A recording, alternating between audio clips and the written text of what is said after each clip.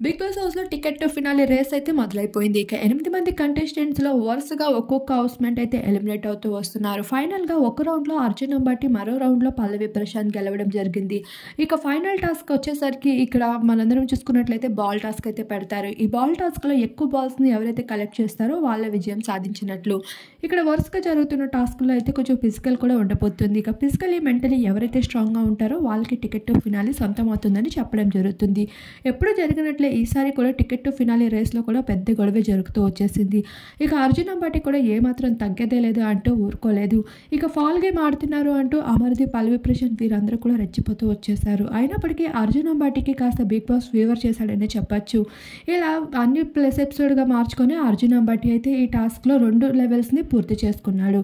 ఇక శివాజీ కాయిన్స్ అన్నిటిని అమర్‌దీప్‌కి త్యాగం చేయడంతో అర్జున్ అంబటికి పోటీ పడే అవకాశాన్ని అమర్‌దీప్ దక్కించుకోవడం జరిగింది.